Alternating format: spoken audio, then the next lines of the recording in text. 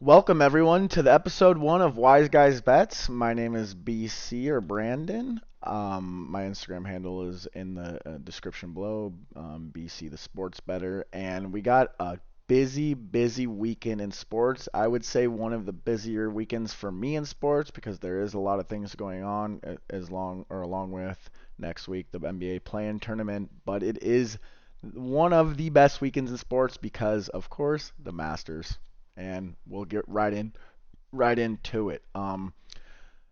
I want these videos to be 15 to 20 minutes length. Let me know if they're too long. Let me know how I can improve these. But these are my predictions.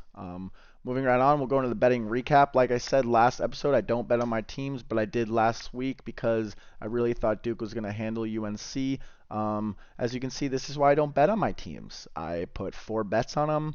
I went 2-2. I happened to parlay a couple of them, so really I only had one winning bet, and I bet on the Nets money line against the Hawks. Kevin Durant and Kyrie should have easily been able to win that, but they actually lost. So, and yeah, Kevin Durant had 55 that game. But this is the recap. Like this wasn't a part of the show. I want to be out there with you, showing that most gambling you lose, but hopefully we can win more than we can lose here. Going into the betting schedule, of course, we got the Golf Masters 2022, one of my favorite betting events of the year, along with the Super Bowl and March Madness. We got the NBA playing tournament. I'm not really going to play into that or talk into that. Maybe I'll talk about it next week. But like I said, we got the Masters. We have UFC 273 with 3 premium fights that have huge odds on it. MLB opening day is tomorrow. I got a couple bets I'd love to show for you in the futures aspect with MLB and esports. We won't really be talking too much about because of the other 3 aforementioned events. Going to the Masters. Ooh, what a fun event. I didn't do a ton of research on this, mainly because I like to throw darts at the board on this one and hopefully they stick. My winners, for me, it has to be at least 20 to 1. I'm not going to pick Rahm, JT, Scheffler. I know these are good picks, reasonable picks to win, but my picks, they're going to be, some high odds unlikely scenarios, but I think that are realistic scenarios. So that's why I have Patrick Cantley at 20 to 1, Will Zalatoris at 33 to 1, and Matthew Wolff at 80 to 1. I think these are all reasonable. I mean, Matthew Wolff probably not, but I do think it's going to be a younger person, 25 or under, winning it this year. I believe the last person to do that was Spieth in 2015. He was 21 years old, and before that it was Tiger. So I think this is another year where one of the young guns really take it. There's 3 or 4 out of the top 5 or 6 are under 25 in the golf rankings. And these are my picks. That's why I did say the reasonable picks for other people would be Rahm, JT, or Scheffler. But like I said, for me, the winners especially, I like to go a little bit bigger on. As you can see in my top 5, I do have a lot or 3 not so high odds bets. I like Morikawa. I like JT in top 5 because he always plays well in the Masters, and I do feel like Morikawa's swing is just built for this. He's completely consistent, one of the more consistent golfers on the tour. And Tyrrell Hatton, who I think is always in it in these majors, so I think that's not a bad bet at all. Now this is where it gets juicy. This is where I like to make the bets, is the props. I'm always a props guy when it becomes the big events, whether it be the Super Bowl, whether it be the Masters, or whether it be the NBA Game 7 or something like that. I love the props. That's why I think Tiger, first of all, Tiger to make the cut. I think that's a lock. We'll talk about that later. But Tiger Woods, JT, Rahm, and Schauffele all to make the cut is 2.1 to 1. I see no reason for them not to make the cut other than injury. These are all, top 25 golfers. The reason why those odds are boosted because but Tiger hasn't missed the cut since like 1992. So, and he knows this course like the back of his hand. You really think he's gonna miss the cut? Also, no, this is the lowest amount of players in the field, but that's why I do like these people to make the cut. Koepka and Morikawa both to make top 10 is 6 to 1. Like I said, that follows up on my Morikawa bet. I always think Koepka's always going to be in the top 10 of these events. Like I said, he only practices for majors, but come on now. Brooks Koepka is definitely a top 10 golfer, and at his best will make the top 10 almost every time. Now, two of my favorite bets are the weekend of Collin Morikawa beating Victor Hovland outright. Victor Hovland hasn't finished better than, I don't know what, I think it wasn't even top 20 in majors. Maybe it was top 10, but he doesn't really perform in majors. This could turn it around for him. Like I said, it could follow the young guns trend that I think is going to happen. But Collin Morikawa, I think, wins this bet 10 out of 10 times. And Koepka over Rory. Rory, I know he plays well in the Masters. I know, or he might not play well in the Masters, but I just know that Koepka, as of right now, is a better golfer than Rory. And if I'm going to get plus odds at Koepka beating Rory in any tournament, I'm going to take it. So that's why I'm taking it. The Masters will be fun. Let me know what your favorite Masters bets are, and maybe I'll tell you. But these are my picks. Anything that says my picks on it, I will have thrown money on. Moving on, like I said, I do want this to be a quick show, so I am going to be moving fast. If there's other things that we can deep dive or you would like to talk to, let me know. But like I said, I do want to move fast, and I don't want to take everyone's time. I just want to get through my picks, give you guys my suggestions, and get to the next week. UFC 273. Like I said in my intro video, this is my favorite sport to bet. I feel like I'm the most profitable in my sports betting on UFC because I watch every fight basically. As long as I know one name in the fight, I'll watch it, and I know probably 90% of the roster with 10% of newcomers and people I haven't heard of before. Mark Madsen is a champion wrestler. He's going against Vince Pichel. Vince Pichel is on a 3 or 4 fight win streak, but I think if Mark Madsen does win, he does win by decision, so that's why I put the decision on there.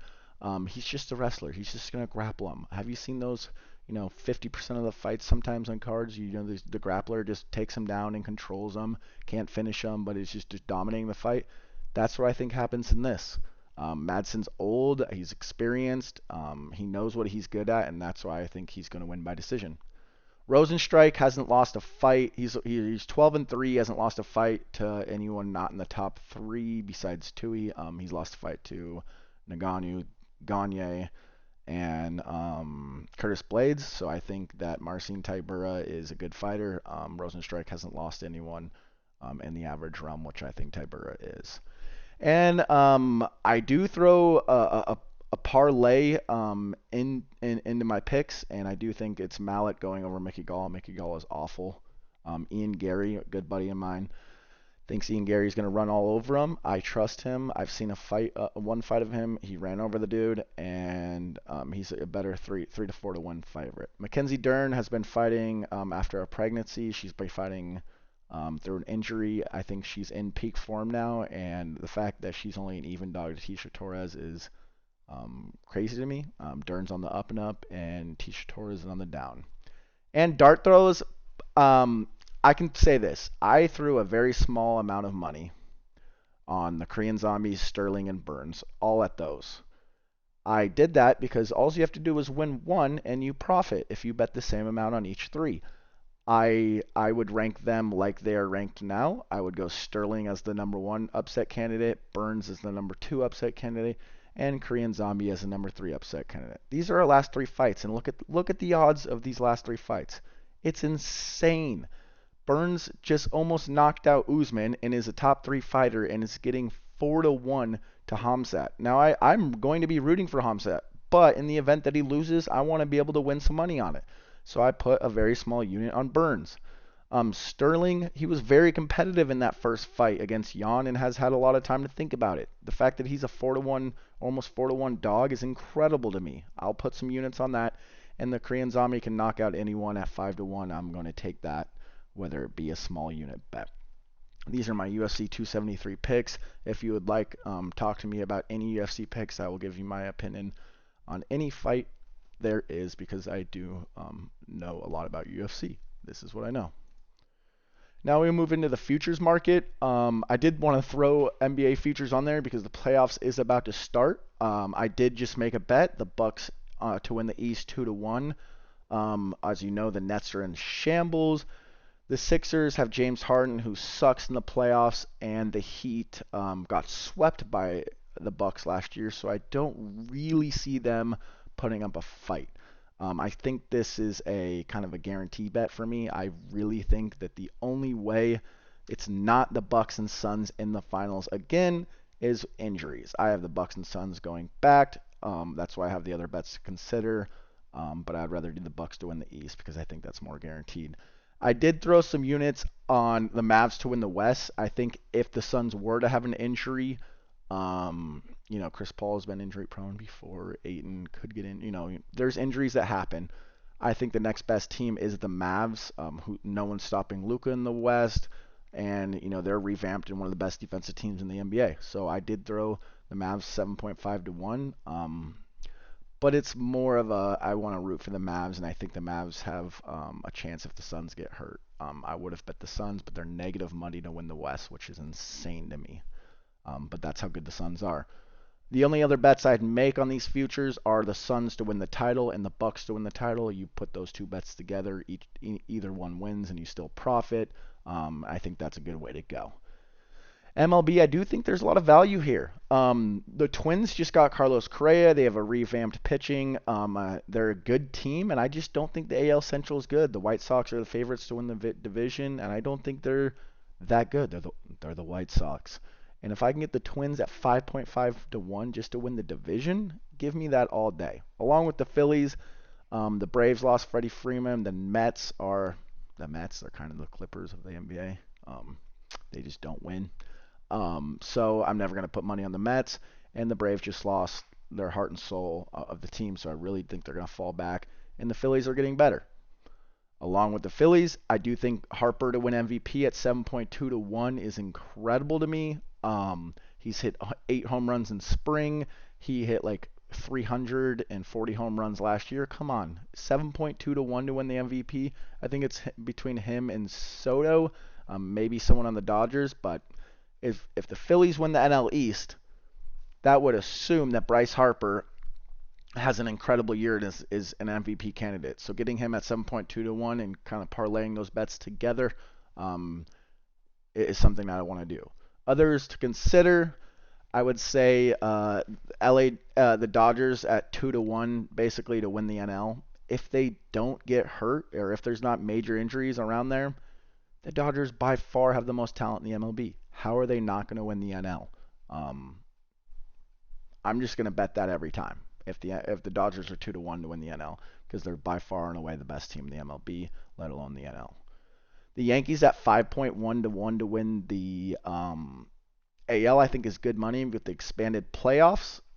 New York has a ton of talent. They have Garrett Cole. They have astounding pitching, and what gets you through the playoffs? Pitching. New York at 5 to 1, I'll take any day of the year. Julio Rodriguez at 4.3 to 1 is only because that guy Bobby Witt Jr., who's like the number 2 prospect, just got called up. Anytime I can get Julio 4.3 to 1 to win the Rookie of the Year, I'll slab some money on it. I haven't done it yet, but I will by tomorrow. And Ohtani to win MVP is one of the more popular bets right now, but come on, he does 2 things and he does them some of the best in the MLB, so how is he not going to win an MVP at some point in his lifetime, and why can't it be this year? So there's some futures I like. Let me know which ones you like. Over to the BC's best bets. Like I said, this is not going to be like a super, productive or like production heavy podcast on YouTube. I don't have that capacity, and if anyone wants to help out, let me know. But like I said, my best bets, what are the Morikawa over Hovland. Hovland doesn't perform in major tournaments, and Morikawa I think is one of the more consistent golfers on the tour. I'm going to bet that plus money every time. Madsen by decision. Like I said, I think Madsen is a grappler, and Vince Pichel's a striker. Those average people matchups that don't really contend, if there's a sick grappler, I'm going to bet that every time, and I'm going to bet decision. I don't think he's going to take him out. I don't think he is going to submit him. I think the only way Madsen wins is by decision, and I have Madsen winning that matchup. I am putting a parlay on the best bets, so I'm going big on the first episode. Like I said, Mickey Gall is terrible, so I'm gonna bet Mallet. Ian Guerin's the next star, and Mackenzie Dern I feel like is kind of being disrespected at these odds. And getting that at 2.5 to 1, I feel like is super good, and I will take that every time. My fourth best bet is Tiger to make the cut. Like I said, he hasn't missed the cut since 1992. I feel like he could wake up in his sleep and make this cut. And if you can find even money on Tiger to make the cut, hammer it. Hammer it. So those are my best bets. We will see how I do next week, but come on.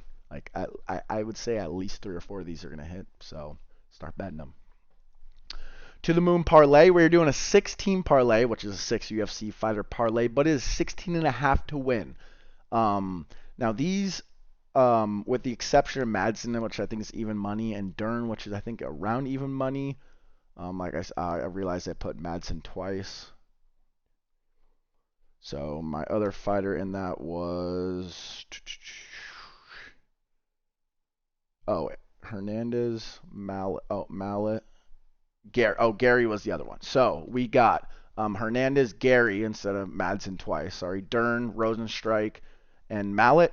That $10 to win 165. That is Ian Gary instead of Mark Madsen twice. Sorry for putting that. I kind of threw this together, but this is episode 1, and we will improve.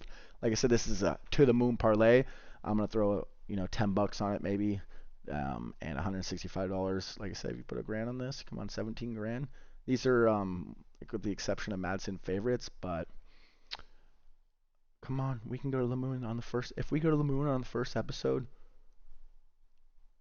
this show is gonna go to the moon. So let's fucking root for it. All right, this is the end of the podcast. Please let me know that I did go fast. I would love to go more in detail with those 3 events, but this is sports gambling as a whole and what I like to gamble, and I would love to go into these more detail, but we don't have the time. I do want to keep it quick and just show you what I bet on and show you. So let's go to the moon, boys and gals, and see you next week. We will recap these and let's root for them and let's get it. Thank you, everyone.